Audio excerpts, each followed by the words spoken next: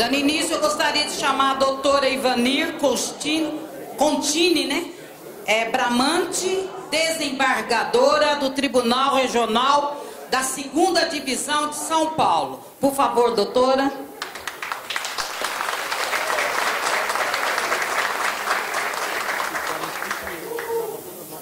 Bem-vinda.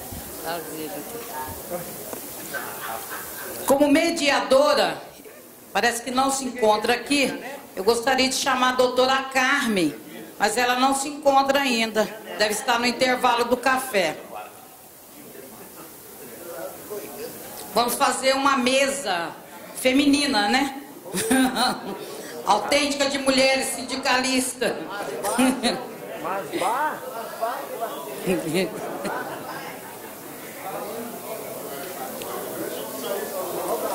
Doutora Clarice? Doutora Clarice do Rio, por favor, poderia nos auxiliar aqui na mesa? Vamos, doutora. Quem é a doutora? Ah, vamos lá, doutora. Você não conhece? Por favor. Muito obrigada.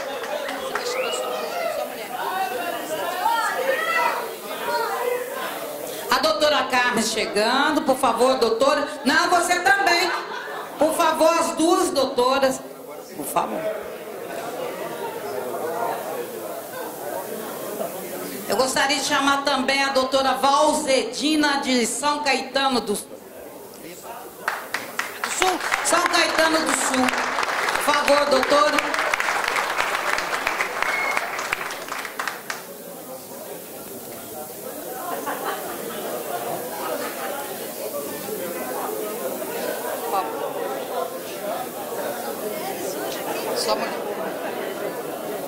Creio que sim. Doutora Lília de São Paulo. Por favor, doutora, vamos completar aqui as mulheradas.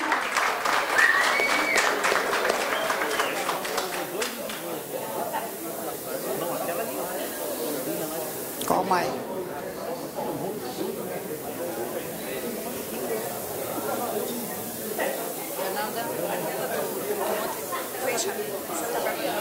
A doutora Fernanda de Santa Bárbara do Oeste, por favor, doutora. Muito obrigada.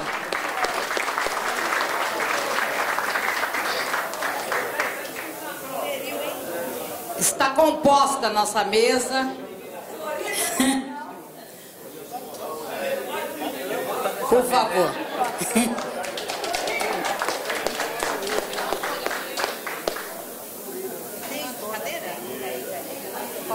Vamos sentar? Tem mais uma ali. Eu pego essa aqui, você chega pra cá, tá? Não, tem aqui. Tem. Deu. Deu certo, deu.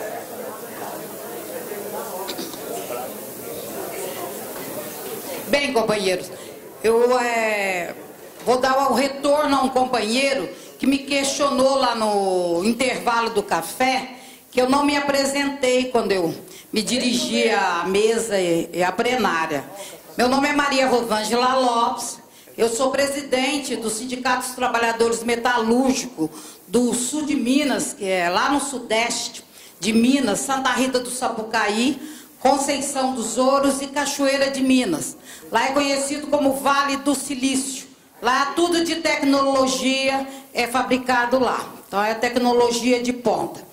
E também sou presidente da Federação dos Trabalhadores Metalúrgicos do Estado de Minas Gerais. É uma federação que representa 234 mil trabalhadores no estado de Minas. 70 anos ela foi praticamente, os gestores foram de homens, né? Isso é reduto, né, de metalurgia, é homens. E eu tive a felicidade de ser a primeira mulher presidente do sindicato e de uma federação metalúrgica, quiçá, né, do Brasil, eu acho, do nosso país. E para mim é um grande orgulho, tá? Estar aqui é minha vida. Eu tenho 32 anos de atividade, ou seja, eu sou ativista nata no meio sindical. Essa é a minha luta, é o meu trabalho que eu reconheço como profissional em minha vida. Muito obrigada. Vamos dar início. Doutora, já passa a palavra para a doutora, por favor. Obrigada. Bom, antes de qualquer coisa, eu quero cumprimentar a todos os organizadores deste evento. Ele está sendo um sucesso, né? Eu estive aqui pela manhã e eu adorei. Quero agradecer o Miguel Torres, que é o presidente, nosso presidente, quem me convidou para estar aqui, e o Luiz Carlos Miranda também, que estava aqui pela manhã, cumprimento, e a Rosângela, né, que é a nossa, Rosângela Lopes, que é a nossa guerreira. Tive aqui a oportunidade também, e gostei muito de conhecer a doutora Carmen, né, a Carmen Pinto, e ficar aqui na mesa ao lado dessas mulheres guerreiras aqui, a Lilian, a Valzedina, a Fernanda, que ontem foi bravamente, se sujeitou lá na dança, né? Como é que chama aquele... Boleada, né? Fez chapinha no cabelo com a boleada, foi muito interessante. As mulheres são bravas aqui, né? O tema hoje que me foi confiado é o dano moral, o assédio moral, e o que o assédio moral causa no trabalhador e na trabalhadora. E nós sabemos que ao lado do assédio moral nós temos também o assédio sexual, e que as vítimas do assédio sexual, em regra, né, não necessariamente, mas em regra, são as mulheres. E por isso também o cuidado, acho, da Rosângela de colocar aqui mulheres nessa mesa, né? Porque o tema, ele é sugestivo, né, de que as mulheres sofrem mais com o assédio moral e o assédio sexual. Não que os homens também não sofram essa consequência. Eu fiz aqui uma apresentação, eu vou aqui na ponta da mesa falar com vocês sobre esse tema. Acho que dá. Não, tá bom aqui. Nós sabemos que o assédio moral, ele tem várias nomenclaturas.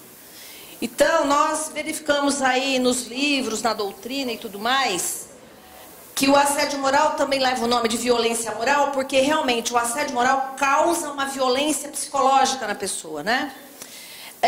Também conhecido como violência psicológica, e existe até uma obra chamada, o título, né, Terror Psicológico, porque é o trabalho realizado num ambiente de terror mesmo, de terrorismo, onde a pessoa fica totalmente acuada e chega uma hora que ela nem raciocina mais, né? Porque aquilo fica dia e noite na cabeça da pessoa e ela acaba ficando doente por conta dessa questão. E existem também técnicas de gestão de empresa, que é uma técnica instituída para toda a coletividade de trabalhadores. É um modo de organização produtiva imposta pelo empresário que atinge toda uma coletividade, que nós chamamos de gestão por injúria. E esse assédio nós chamamos até de assédio moral coletivo, e aí nós não estamos mais no plano individual de um único trabalhador ou trabalhadora, nós estamos no plano coletivo.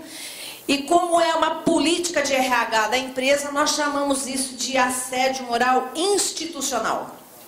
Nós sabemos que toda vez que o trabalhador sofre assédio moral, é possível que o sindicato atue, não só, primeiro, na conscientização de que aquelas condutas revelam assédio, mas que também ofereça ao trabalhador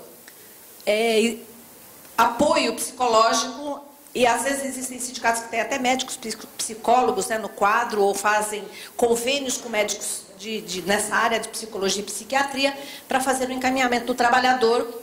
E uma vez um dos trabalhadores aparecendo, evidentemente, se um trabalhador está sofrendo aquele tipo de assédio, buscar a investigação se aquela conduta ela é generalizada na empresa, e se todos os trabalhadores sofrem aquele tipo de conduta, e tomar medidas coletivas, né? Entrar com uma ação de assédio moral institucional para coibir, com uma obrigação de não fazer, ou seja, para que a empresa se abstenha de utilizar aquela técnica de gestão de recursos humanos para evitar, e ainda com um pedido de dano moral coletivo, e tirar o trabalhador daquela situação.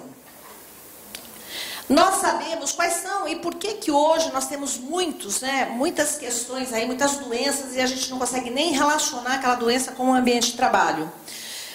Modernamente, as empresas, por conta da globalização da economia, as empresas têm aquela questão da competitividade, né?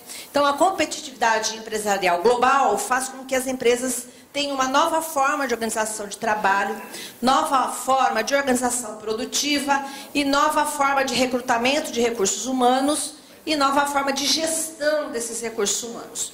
Então, toda essa modernidade, esse novo tipo de gestão, descamba para um método produtivo do trabalho por resultado, ou do recebimento do trabalho por resultado. Então, dificilmente, no passado, nós tínhamos a remuneração do trabalhador mensal. Então, o trabalhador trabalhava, tinha ou não trabalho, ele ganhava aquele valor mensal e não era exigido as horas de ócio, ficava por conta e risco do empregador. Hoje, as horas de ócio não ficam por conta e risco do empregador, eles foram transferidos, né? Esses riscos foram transferidos para o trabalhador.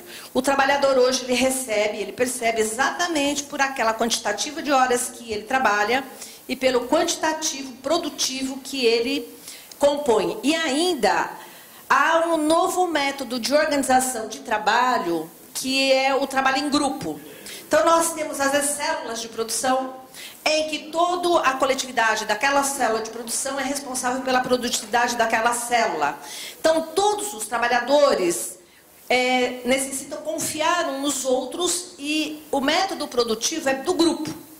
E a participação nos lucros e resultados, às vezes, ela não é individual, ela é do grupo.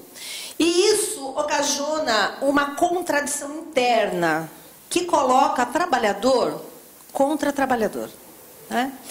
Então, muitas vezes eu me deparo em processos judiciais em que o trabalhador está doente, diz que a empresa sofre assédio, mas existem ali relatos também na hora da audiência que o assédio não vem só da chefia, mas vem dos próprios trabalhadores, né? Então, os apelidos que são colocados pelos trabalhadores, de molenga, tartaruga, por quê? Porque ele não contribui com aquilo que o grupo espera, né? Um dos trabalhadores não contribui com aquilo que o grupo espera, e os trabalhadores alijam o próprio colega de trabalho do grupo, né? E isso é um dos mais graves assédio, porque o trabalhador ele se sente excluído do grupo profissional onde ele está inserido. Isso faz muito mal para a pessoa, né? E coloca essa contradição interna que chega um determinado momento que nós temos até mesmo o máximo do assédio, que é o suicídio, né? E nós sabemos, existem já estudos científicos, que toda vez que o trabalhador se suicida no local de trabalho, o motivo que leva ao suicídio são as condições de trabalho. E nós ficamos até estarrecidos, porque eu sou do Tribunal de São Paulo, e nós tivemos, entre o ano passado e esse ano, já 4 suicídios no tribunal. Pularam do prédio, né? Nós tivemos um faz pouco tempo, acho que uns 20 dias, e depois já tivemos mais uma moça, né? Eles pularam lá, uma do 7º andar, outra do 9º, 4 suicídios lá no tribunal. E há essa diretriz, porque nós temos agora metas e resultados e tudo mais, nós estamos até preocupados no próprio tribunal, funcionários se atirando, né, do prédio e se suicidando no local de trabalho. E o máximo, então, do assédio que nós temos, essa pressão psicológica, é o suicídio, né? Nós temos, então, as empresas, por conta da qualidade, da flexibilidade e da agilidade com que o produto deva ser entregue, e a mudança de produto para atender a competitividade e até mesmo a qualidade, né? Uma exigências superiores às forças do trabalhador, às vezes. E essa gestão de pessoal hoje leva em conta as aptidões, as habilidades do trabalhador, e existem muitos abusos, vamos dizer assim, por conta da chefia, e uma manipulação do medo. O trabalhador vive em constante produtividade e com ameaças o tempo todo de não conseguir atender as expectativas da empresa, as expectativas do grupo, de não conseguir manter o posto de trabalho, né? De não conseguir obter a participação dos outros resultados e ter o patamar monetário que ele espera. Tudo isso leva essa gestão produtiva com a exigência dessa qualidade total de produtividade e metas e resultados a um ambiente que nós chamamos do ambiente do terror, né? Todas essas questões aqui no ambiente de trabalho são identificadas quando nós estudamos o assédio moral, né? Em regra, são empresas que trabalham com uma vertente de flexibilização e desregulamentação. São aquelas empresas que buscam fixar bancos de horas, buscam jornadas excessivas, né? E sempre reduzindo o salário, reduzindo patamares de vantagens dos trabalhadores. Por si só, o fato da empresa tentar reduzir as vantagens já deixa o trabalhador estressado, porque ele tem um patamar que ele aguarda, que ele espera, uma confiança econômica, né, que ele tem, que ele conta, vamos dizer assim, com aquele salário, e de repente vem uma negociação para reduzir salário, fazer banco de horas, ele tem que se ajustar, né, economicamente falando, isso já deixa o trabalhador estressado. Nós temos muitos tipos de trabalho por conta também da descentralização produtiva, que isso é uma economia para a empresa e acaba precarizando, né? E essa precarização, que é o trabalho não decente, que nós chamamos, são as reduções de vantagens e de direitos e a questão da terceirização. Nós sabemos que amanhã nós teremos uma palestra acerca de terceirização e quais os malefícios que a terceirização traz na relação trabalho-capital, né? Evidentemente que os malefícios, eles sempre pendem na balança contra o trabalhador, né? Para a empresa é vantajosa economicamente, mas é um desastre sob o ponto de vista de condições de trabalho e de meio ambiente de trabalho. Essa questão também leva o trabalhador, às vezes, à informalidade, a trabalhar sob bicos, ou trabalhar com subemprego, ou trabalho subterrâneo, que nós, às vezes, nem conseguimos identificar onde estão esses trabalhadores. E uma dessindicalização, porque na terceirização, os trabalhadores passam a ser fragmentados e, às vezes, eles nem sabem que sindicato pertence, porque nós temos lá a terceirização, quarteirização, quinqueirização, o trabalhador não consegue nem saber quem é o empregador dele, existe aí o que nós chamamos de opacidade da figura do empregador, e o trabalhador não sabe a qual sindicato ele recorre, qual é o sindicato da categoria e a quem ele pertence, a qual categoria ele pertence. Ele fica até sem identidade, vamos dizer assim, categorial. E também a questão da sindicalização, né? Existe uma fragmentação das categorias e as pessoas já não se sindicalizam tanto como no passado. Então, existe uma perda de densidade sindical porque o número de associados ela está cada vez diminuindo. E isso é ruim para a categoria que não consegue mais conclamar, né? Compor um núcleo de combatividade. E hoje existem sindicatos que nem conseguem fazer uma greve, né? Porque não tem adesão. Pode até proclamar uma greve, mas não há adesão da categoria, porque são poucos os associados e existe pouca penetração na categoria. Uma outra questão são as novas tecnologias que são introduzidas pela empresa. Então, a substituição do homem pela máquina, que causa muito estresse, né? E quando há essa substituição do homem pela máquina, esse trabalhador ele vai para a informalidade, porque como ele não está qualificado ou requalificado, a empresa introduz um novo maquinário, contrata às vezes até mão de obra estrangeira, que nós sabemos disso, existe aí um enxugamento de mão de obra nacional e uma expansão de mão de obra estrangeira, porque eles têm mais capacitação para trabalhar com novas tecnologias. E o nosso trabalhador é colocado na informalidade porque ele não é capacitado. E nós não temos programas de qualificação e requalificação profissional. E esse também é um dado que os sindicatos às vezes não cuidam, né, de carrear aí uma política de atuação em cima da qualificação e requalificação e reinserção desse trabalhador na categoria. Então há uma dessindicalização por perda, né, do desemprego estrutural, por perda de membros da categoria por conta dessa questão. Do enxugamento do quadro por conta das novas tecnologias também. E a questão da eliminação do posto de trabalho, né? Existem algumas categorias que nem existem sindicatos mais, né? Porque a categoria implodiu, sumiu, por conta das novas profissões que surgem. As jornadas excessivas, nós temos notícias, inclusive, de trabalhadores que morreram por trabalharem em jornadas excessivas. E na capital mais expandida, né, do Brasil, que foi São Paulo, os canavieiros, né, que morreram de fadiga por conta da jornada excessiva. O desemprego em massa, eu tenho feito muitos dissídios coletivos de despedida em massa lá em São Paulo, e principalmente no ramo metalúrgico. Toda vez que chega na minha mão lá, parcelamento de verba rescisória, despedida em massa, parcelamento de verba rescisória, despedida em massa, parcelamento de verba rescisória, despedida em massa, eu olho e falo, é categoria dos metalúrgicos? É categoria dos metalúrgicos. Então, essa categoria dos metalúrgicos é a que está mais sofrendo, na minha opinião, por conta dos produtos que vêm da China, né? Então, uma empresa que fazia chave de fenda, uma que faz fechadura de porta, que faz parafuso, todas as empresas do ramo metalúrgico, por conta dos produtos que vêm da China, a gente vê lá o sindicato, olha, eu estou entrando com dissídio coletivo, mas o que nós queremos é parcelar as verbas rescisórias e regular essa despedida coletiva, né? E tem procurado o tribunal para essa questão.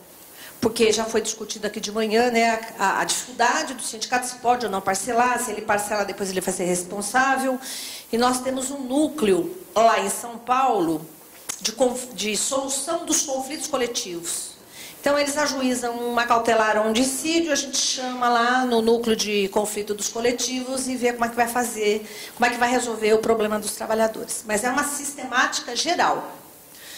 O rebaixamento de salários, eu nem preciso falar para vocês, que a cada ano que passa a pauta está ficando mais enxuta, né? E cada ano que passa nós percebemos que não existem avanços. Repete-se aquelas cláusulas básicas e nós vemos as normas coletivas dos sindicatos nas negociações, basicamente são cláusulas de direitos que já estão assegurados na lei. E aí a gente olha a pauta e diz assim, mas por que essa pauta só tem direito que está na lei? Né? Porque não existe um poder de fogo mais do sindicato, às vezes, na negociação. E por conta desse rebaixamento do patamar de dignidade dos trabalhadores que vem acontecendo. É uma constante. Os riscos de novas doenças e novas mortes, e aqui são dois fatores graves que a gente identifica, nós identificamos. O primeiro risco de novas doenças é por conta da introdução das novas tecnologias. Isso daí é comum. E o segundo é a exigibilidade exatamente das metas e resultados que causam novas doenças e que nós não estamos aí afeitos para essas doenças decorrentes do assédio moral, né? E hoje, uma das questões também que afeta o trabalhador e que contribui como causa é a falta de segurança econômica, social e jurídica. Os trabalhadores, eles estão em constante ameaça de desemprego, né? Não só por conta dos fatores econômicos, sociais e políticos, mas também dessa questão da globalização da economia e a questão da qualificação e requalificação. Hoje, se um trabalhador não entender de internet, de computador, ele não consegue se inserir, né? Todo mundo tem que ter aí WhatsApp, isso, aquilo, tem que estar na mídia, porque senão ele não consegue hoje um emprego e trabalhar. E eu estou falando de qualquer profissão, né, que é necessário. Então, o trabalhador moderno hoje, o que nós exigimos, ou o que as empresas exigem dos trabalhadores modernos? Que ele tenha capacidade, que ele tenha saúde perfeita e inteligência emocional. Ele não pode ser um pavio curto, ele tem que ser uma pessoa equilibrada. E ainda que ele tenha escolaridade, qualificação, requalificação e aperfeiçoamento. Aí eu pergunto, quem é que assegura tudo isso ao trabalhador? Quem é que dá a ele escolaridade, qualificação, requalificação e aperfeiçoamento? E ele deve ter ainda excelência e habilidades múltiplas para servir numa rotatividade de tarefas que nós chamamos de polivalência e multifuncionalidade. Eu já vi, inclusive, carteira de trabalho assinada, profissão polivalente ou multifuncional. E nós temos essa figura da polivalência e da multifuncionalidade lá no porto, por exemplo, né? Os portuários têm até uma norma do portuário que diz que eles podem ser polivalentes e multifuncionais. Ora, se ele é polivalente e multifuncional, acabou, jogou por terra a equiparação salarial. E o desvio de função. Não existe mais isso. E nem o acúmulo de função. Esses institutos são banidos do mundo jurídico quando nós introduzimos essa figura da polivalência e da multifuncionalidade. Mas é exatamente assim que os trabalhadores são considerados hoje, né? Com multitarefas.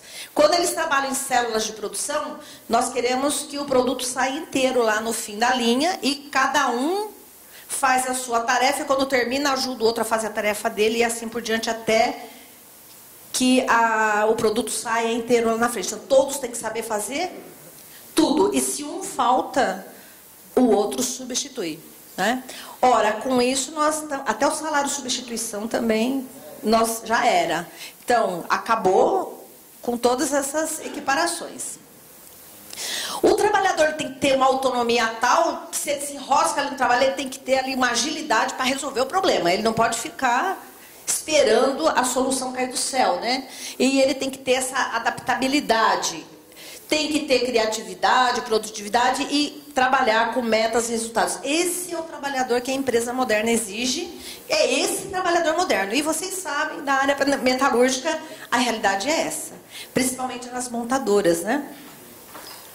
Bom, por conta disso, surge essa figura não é nova, ela é velha, ela só é identificada porque há uma projeção dessa figura do assédio moral, porque ela é mais recorrente no ambiente de trabalho hoje, ela sempre existiu.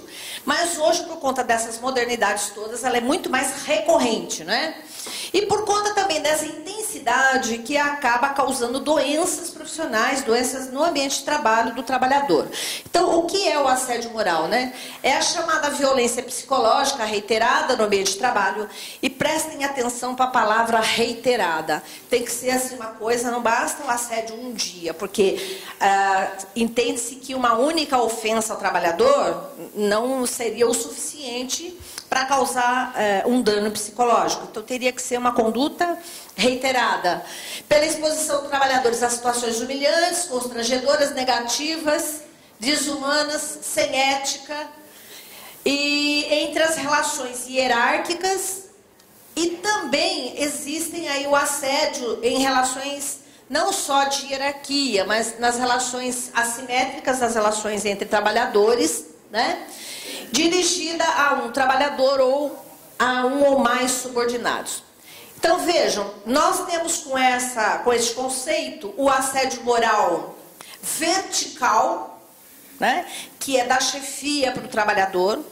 Se é só de um chefe com relação a um único trabalhador, porque o chefe não vai com a cara do trabalhador ou não gosta da cor dos olhos dele, nós falamos que isso é um assédio moral individual. Mas, se é uma política da chefia com relação a todos os trabalhadores naquele ambiente de trabalho, nós chamamos de assédio moral coletivo. Mas é possível também que o assédio seja entre os próprios trabalhadores, porque eles trabalham em grupo e a meta e o resultado, às vezes, é do grupo e não isolado do trabalhador. Existem empresas que fixam metas de várias formas, né? E conjugam aí as variáveis de metas individuais e metas coletivas.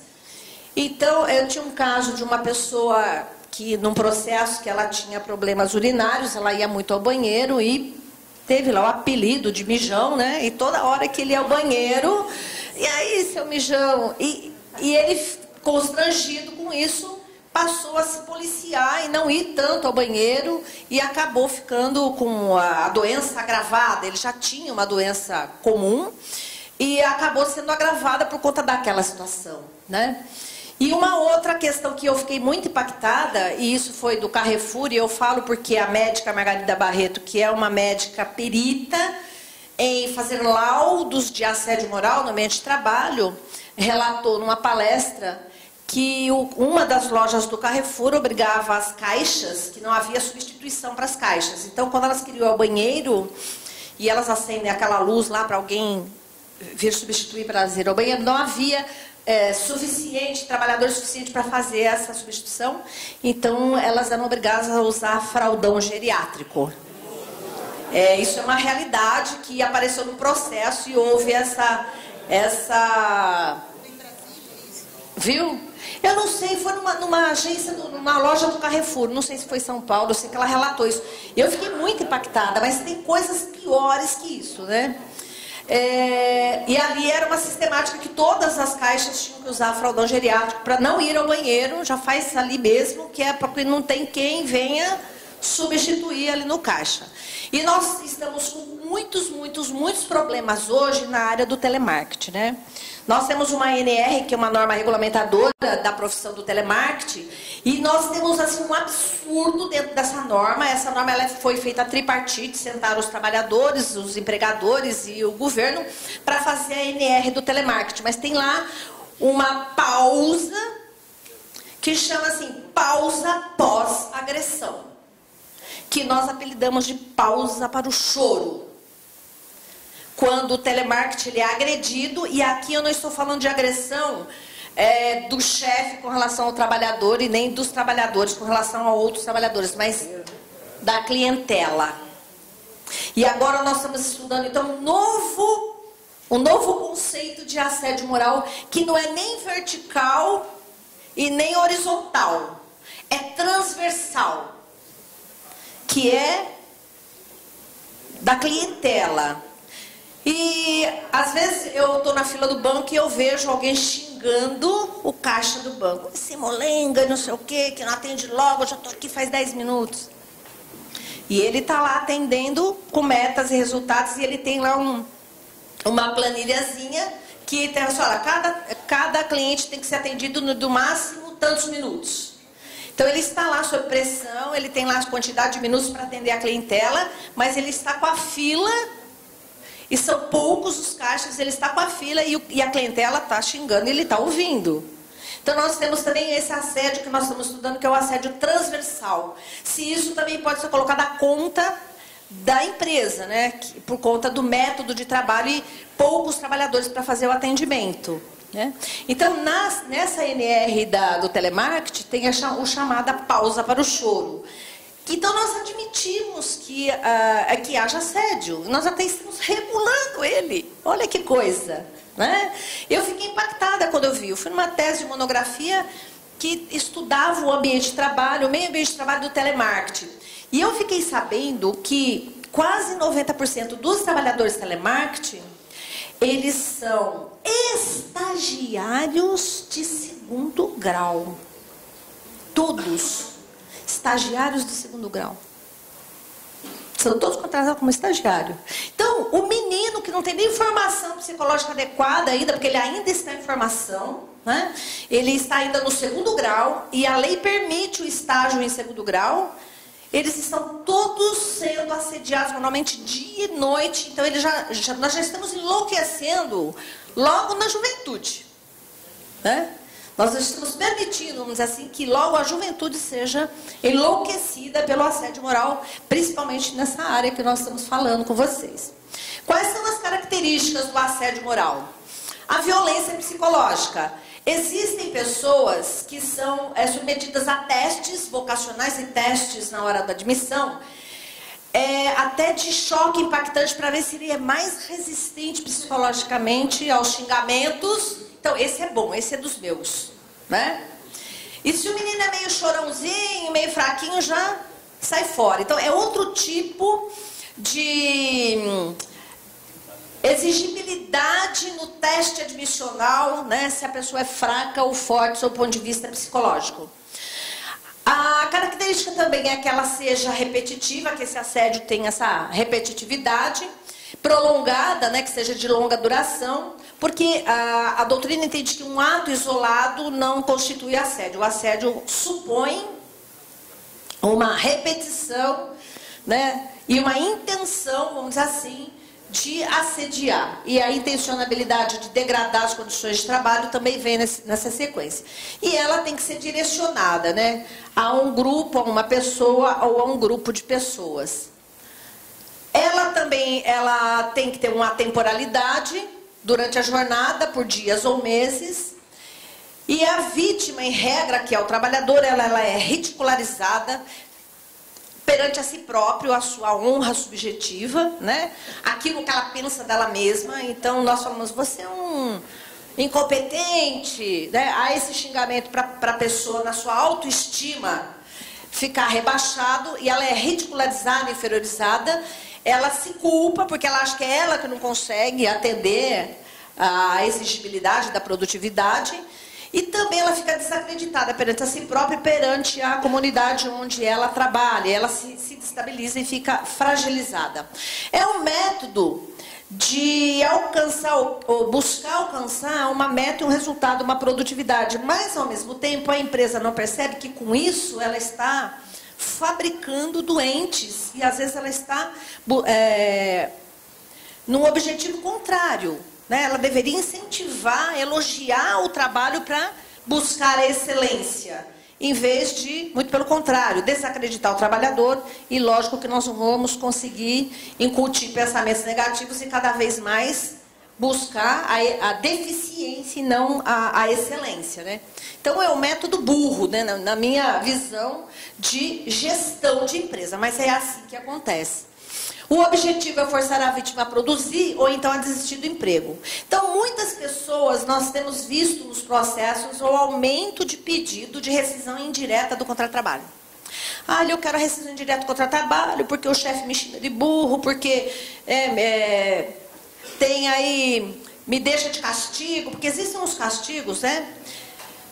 Nós temos lá, por exemplo, um caso que na parede da empresa lá tinha uma listagem com o nome de filmes sugestivos da posição do trabalhador na sua produtividade. Aí o trabalhador entrou com a ação e falou assim: olha, eu estava lá naquele quadro que fica lá na empresa, o filme que eles indicavam era A Esperança é a Última que Morre, porque nas metas e resultados ele era o último da lista. Né? Então era sugestivo, ele sempre ficava naquele. E eles faziam um paralelo do nome do filme e a posição de produtividade do trabalhador. Aí a juíza, muito esperta, disse assim para o preposto: tem esse quadro lá na empresa? Aí ele falou assim: tem não, senhora? Ela falou assim: ah, não tem não, então tá bom, vamos lá ver. Me dá seu celular aí que você não vai ligar para a empresa não, e nós vamos lá fazer uma diligência. Transforma o processo em diligência. Pegou o carro, colocou os advogados dentro do carro e o preposto foram lá na empresa e o quadro estava lá na parede. Né? Ela foi fazer essa diligência. Mas não são todos os juízes que fazem isso, né? E ali ela teve esse cuidado. Quais são as estratégias do agressor, né? Ele escolhe a vítima e isola ela do grupo. Em regra, o trabalhador ele é isolado do grupo. Impede o trabalhador de se expressar. É muito comum, numa reunião de metas e resultados, ou de passar lá os objetivos da empresa e tudo mais, não deixar o trabalhador falar, caçar a palavra dele, né? Ou então mudar, ou tirar a zona de venda, ou tirar aquele produto que o trabalhador vende, ou diminuir a comissão sem dar nenhuma explicação. Ou então ridicularizar, inferiorizar e menosprezar o trabalhador perante os demais. Tem uns casos que eu trouxe aqui para vocês, que no dia lá da reunião, quando eles iam apurar as metas e resultados e dividir as metas e resultados, os trabalhadores faziam um corredor polonês e tinham que passar pelado lá no meio do corredor polonês. Né? Aquele que ficava em último lugar. Outro tinha que colocar chapéu de burro e desfilar, né, no meio dos outros trabalhadores. Alguns têm que se vestir de mulher, vestir de camisola. Outros têm que dançar na boquinha da garrafa. Então são vários tipos de punições que ao mesmo tempo eles levam como se brincadeira fosse.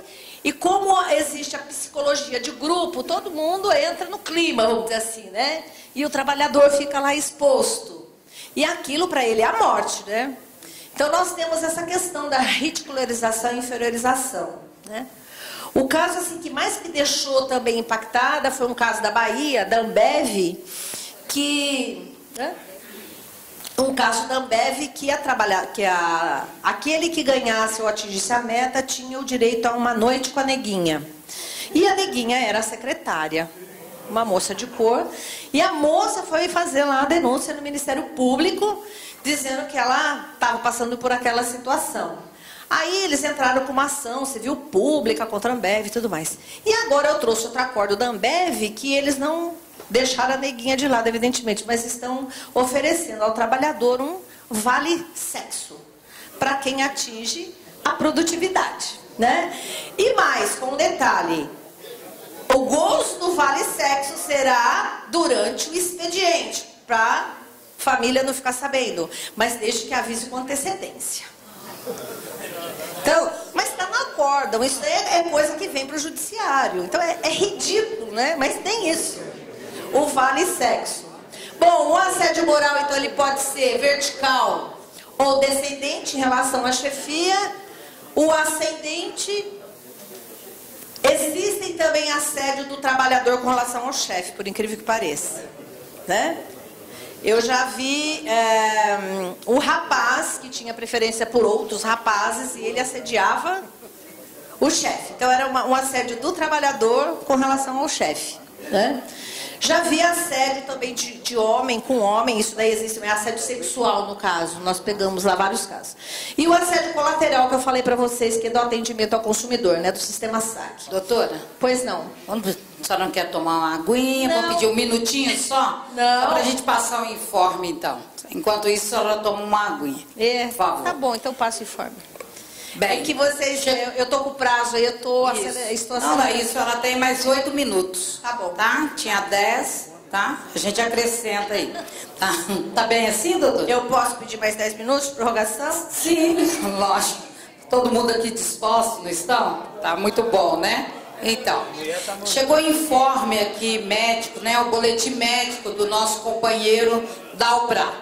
Ele já fez o procedimento para desentupir as veias, né, que estava entupida, e o procedimento, graças a Deus, foi uma maravilha. Ele já está na hemodiálise e assim que terminar ele está tranquilo e está tudo bem. Isso é o boletim médico do nosso companheiro, graças a Deus. E queria também registrar aqui, para enriquecer mais ainda, né, o quarto dia do nosso seminário aqui, do nosso encontro, né, que para enriquecer a medida certa da justiça do trabalho na construção da dignidade do trabalhador, o doutor Douglas Alencar Rodrigues, ministro do Tribunal Superior do Trabalho, que está presente aqui no recinto. Por favor, doutor. Gostaria que ficasse de pé para identificar o doutor. Muito obrigada, doutor, pela presença. Estamos ansiosos para amanhã ouvi-lo. E também o doutor Gáudio Ribeiro. Gáudio mesmo? É Gáudio Ribeiro de Paula, que também se encontra aqui. Ele é chefe do gabinete do vice-presidente e do vice-presidente do Tribunal Superior do Trabalho. Nossa, que maravilha, né? Muito obrigada pela presença e a gente está ansioso para ouvi-lo amanhã. Doutora, por favor. Eu também quero cumprimentar o doutor Douglas, que eu vi quando ele chegou, e o doutor Gáudio. Eu vou só então dar uma acelerada aqui para dizer o seguinte: existem vários tipos de chefe, né, que eu coloquei ali, que é o pitbull, que humilha por prazer, ele é agressivo, né, violento e perverso. O tipo profeta, ele humilha com cautela e elegância, ele chama reservadamente, né, o trabalhador de lado e, em regra, sem testemunhas, né? Nós temos o troglodita, que ele é brusco, grosso, ele não aceita reclamação, e é aquele que fala assim: olha, aqui quem manda sou eu, tu faz, eu mando e tu obedece, né? E ele sempre tem razão, por mais que o trabalhador queira argumentar, ele nunca escuta o que o trabalhador tem a dizer, né? O tigrão, que é o chefe imponente, humilha em público, porque ele quer ali se sentir respeitado diante de todos, temido, e ao mesmo tempo ele humilha a pessoa em público para colocar lá embaixo, né, debaixo do pé. O malababão é aquele que é o chamado chefe capataz, né? Ele obedece tudo que os hierárquicos mandam, bajula o patrão e controla com mão de ferro os trabalhadores. E com isso, as vantagens são sempre dele, né? Se é o trabalhador que tem lá uma criatividade, ele assume a paternidade dessa criatividade. O grande irmão, que aparentemente é sensível, diz assim: ó, vem cá, conta pra mim, o que está acontecendo, né? E depois ele por trás. Esse é o mais perigoso, né, de todos. O garganta, que só conta vantagem, que não admite que seu subordinado saiba mais que ele exige tarefa sempre acima do conhecimento dele. E ele também acaba tendo a paternidade de tudo que acontece. Bom, é ele que fez, mas se é de ruim, são os trabalhadores que são os responsáveis. O tá se achando, isso é uma gíria, né, que o pessoal de chão de fábrica fala, esse é o chefe que tá se achando, né? Ele é confuso, inseguro, às vezes ele não tem o conhecimento adequado, às vezes tem um trabalhador que é inferior a ele, tem mais conhecimento que ele, mas ele não aceita isso. Então ele dá tarefas para esse trabalhador inúteis, né? Ele inventa lá um monte de tarefa para o trabalhador só para, em vez de ele elogiar e tudo mais, ele colhe os louros, mas ele dá tarefas às vezes inúteis para esse trabalhador, para ele não perturbar. Essas condutas no local de trabalho é constranger, menosprezar, difamar, ridicularizar, vexar, né? Amedrontar. As piadas também hoje são consideradas dentro do assédio moral, né? As piadas sexuais. Eu tive um caso de os trabalhadores que voltavam afastados do INSS tinham que ter requalificação profissional e colocar em outras tarefas. E a empresa colocava numa sala separada no meio da produção. E a sala era toda envidraçada e eles apelidaram a sala de aquário. E aí, quando o trabalhador saía para ir no banheiro, ele tinha que atravessar a produção e o pessoal da produção imitava a sirene. Uau, uau, uau, né? Quando o cara saía de dentro. E aí, eles tinham apelido de acordo com o remédio que eles tomavam. Então, tinha o Rivotril, o Gardenal e assim por diante. E pior que esses apelidos ficam para sempre, né? E esses trabalhadores entraram com essa ação. Depois a Volkswagen tirou, desmanchou essa sala, esse aquário, né? E esses trabalhadores aí ficaram o resto da vida com aquele apelido, né?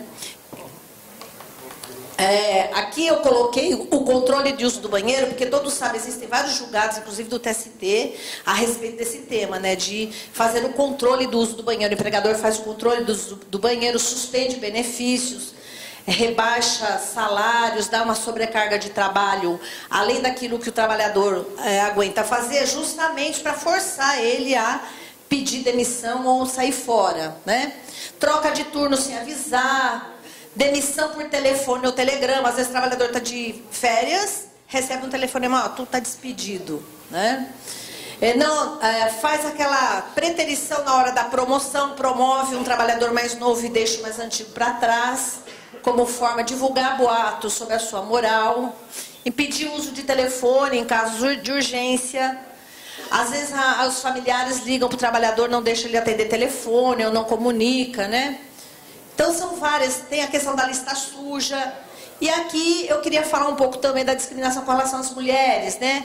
Discriminação de salário, impedir que as grávidas sentem durante a jornada ou que façam consulta médica pré-natal. Existem algumas empresas que colocam isso em regulamento de empresa. Eu acho isso um absurdo, mas existem empresas que proíbem as trabalhadoras de fazerem consulta médicas pré-natal durante a gravidez. A questão da revista íntima, que embora a CLT proíba, mas ainda nós temos a revista íntima nas mulheres, né? E já também, como membro do Ministério Público, fizemos uma vez uma diligência em que a empresa fazia as trabalhadoras assinarem: não vou ficar grávida, né? Se eu ficar grávida, não vou ter o filho, né? Então essas questões. E ainda tem um caso que eu trouxe para discutir com vocês, que foi discutido no TST, que eu fui relatora, em que houve exigibilidade que o trabalhador fizesse vasectomia. Da Igreja Universal, ele, como condição de entrar para ser pastor, e ele ganharia, né, um cargo de bispo numa igreja, e ele iria para a África, mas ele tinha que fazer a vasectomia. Aí ele fez a vasectomia, fez os cursos lá, não foi aprovado nos cursos, no fim acabaram mandando ele embora. A mulher dele não sabia que ele tinha feito vasectomia, quando ficou sabendo ele divorciou, porque ela tinha pretensão de ter filhos, e o fulano ficou sem emprego, sem mulher, sem filho, sem nada, né? E esse caso foi parar lá no TST, o TST confirmou, e foi um acórdão da minha lavra lá de São Paulo, que eu achei assim um absurdo, mas aconteceu. Então vejam a que ponto chega a questão, né, do assédio moral e da produtividade, né? O controle também de idas ao médico, existem empresas que controlam a ida ao médico, exige o código de doença e quando o trabalhador traz, ele fala assim, essa pessoa está me dando muito problema, já manda embora pelo CID, né? Pelo código da doença.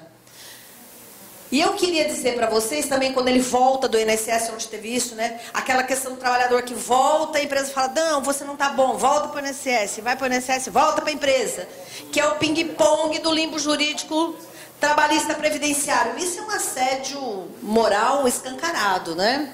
Não emitir a CAT quando está doente, não fornecer cópia dos prontuários médicos, não orientar o trabalhador dos riscos existentes no ambiente de trabalho, isolar os adoecidos, como eu já falei lá o caso da Vox, né?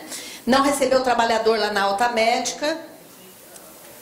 E o que eu quero aqui, só para terminar, porque meu horário já deu. Quais são as consequências, né?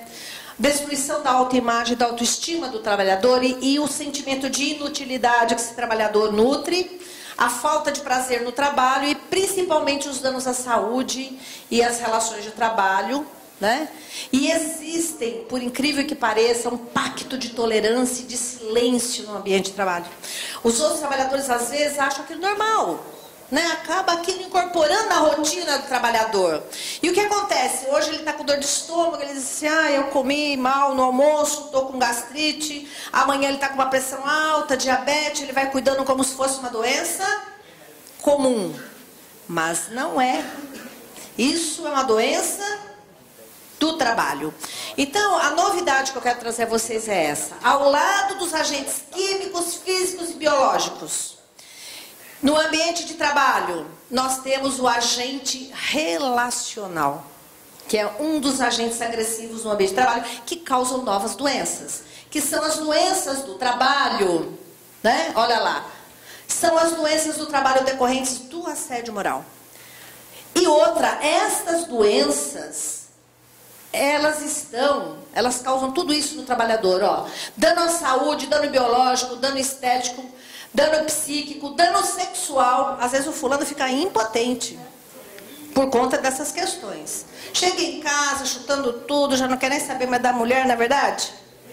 E ele fica moralmente abatido e todo o resto vai para o espaço, né? E é um dano relacional, porque ele já está tão enfurecido que ele já trata mal a mulher, os filhos e não vai mais na roda de amigos.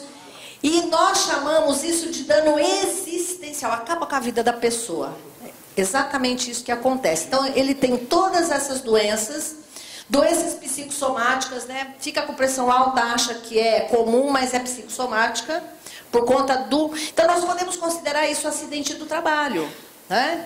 Porque ele tem uma perda de capacidade da profissão, quando ele tem síndrome do pânico, ele fica trancado dentro de casa, ele não faz mais nada, não trabalha, não reproduz, não faz mais nada. E alguns levam até a morte por conta do suicídio. Eu quero dizer a vocês que o decreto 3048/99 da Previdência Social traz os agentes agressivos que causam doenças. E lá um deles é transtorno mental do comportamento relacionados com o trabalho. Transtorno mental e comportamental devido ao uso de álcool. Muitas e muitas vezes nós tratamos o alcoolismo como um fator externo ao trabalho. E muitas vezes ele é fator interno. O fulano começou a beber por conta do assédio moral. É de tanto ele naquele ambiente agressivo, a autoimagem dele vai sendo destruída. E ele passa a usar drogas e a beber por conta disso. Então, às vezes a causa, né, do uso de álcool e drogas é o ambiente de trabalho. Não é que é um fator externo que ele já veio assim de fora, né? Nós temos que buscar então esse nexo de causalidade. Os estresses, né? Que é a reação ao estresse grave e transtorno de adaptação ou o estado de estresse pós-traumáticos. Então, às vezes a pessoa tem dificuldades físicas e mentais porque ele não consegue se readaptar. Ele teve um acidente, ele volta, ele não consegue se adaptar novamente. Ele tem esse transtorno, esse estresse quando ele volta, né? E essa tudo ligado às condições de trabalho. E os outros transtornos neuróticos específicos, né? A neurose profissional.